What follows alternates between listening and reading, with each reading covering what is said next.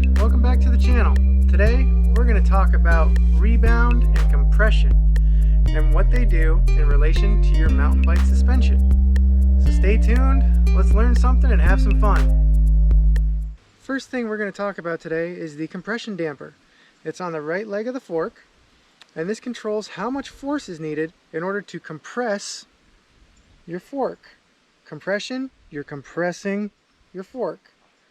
So our full open position is almost straightforward. Now as we turn this damper to the right, we're going to be effectively closing the area that the fluid can go through and making it harder to compress the leg. Most forks also, once you get to the end of your compression, act as a lockout to prevent you from using the front fork, to prevent it from compressing. Your rebound damper is located at the bottom of your right fork leg, and it's used to adjust how fast your stanchions, from being in a compressed position, will return to their normal operating position. My fork unfortunately is missing the rebound knob, so I can put an Allen key in there and I can turn it to either the turtle or mostly closed damper position, or I can turn it to the jackalope, the opposite direction, for a faster, mostly open or fully open rebound damper position. Unfortunately on this fork, there's not much of a difference between the fully closed and fully open position on the rebound damper, so there's not much of a difference for how fast the forks are going to return to their normal position. Your stanchions are going to return to the normal position out of the lowers.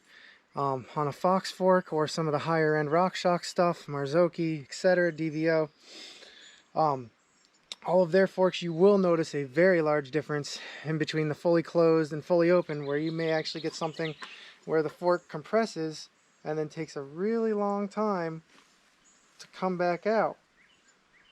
Now, in most cases, the whole idea of us having rebound and compression on our front fork is we want to be able to keep this front wheel on the ground and tracking. The front wheel is what guides us throughout the trail. We need to have this thing on the ground, rolling, giving us traction, and letting us guide it into where we want to go and what lines we want to ride out in the woods or wherever you ride.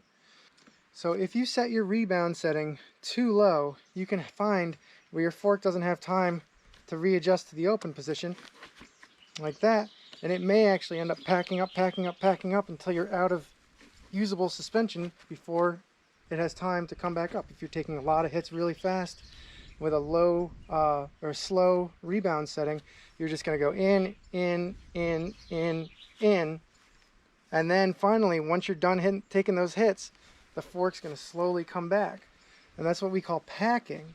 When you're packing your suspension up, you lose a lot of the suppleness and softness out of the suspension if your rebound adjuster is set way too slow.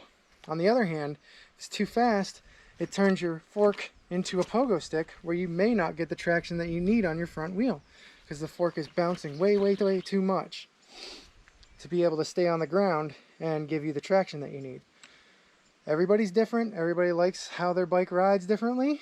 So when you're out riding, you want to give it a couple clicks either way from where you start and start feeling, well, am I losing traction? Or is this really harsh? You know, if you're losing traction, maybe slow it down a couple clicks on your rebound. If it's really harsh, maybe speed it up a couple clicks on your rebound until you can get a good idea of, you know, what feels good for you. As far as rebound goes, I can give you a much better example from the rear shock as the rebound actually works on it. So, if we go to our full slow position, right? And I'm just going to get some weight on it real quick. Okay.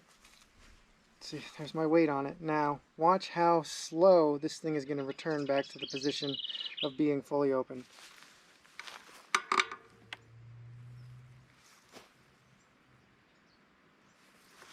Okay, now if I speed up the rebound, you can see how fast the can will go back to its normal position.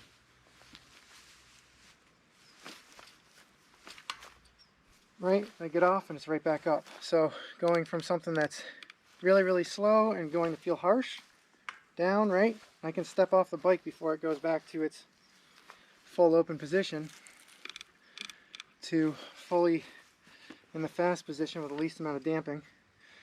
Down, right? Up. Before I get off the bike, it's already back to its normal position. So that's kind of showing you what rebound does. It's how fast your stanchion will end up coming out of your lower legs. It's how fast the fork rebounds back to its fully open position or normal operating position. Okay, so let's do a really quick recap. Compression. This is your compression damper up here. Goes to about there on the fork. Compression is when the fork goes in. Compresses, right?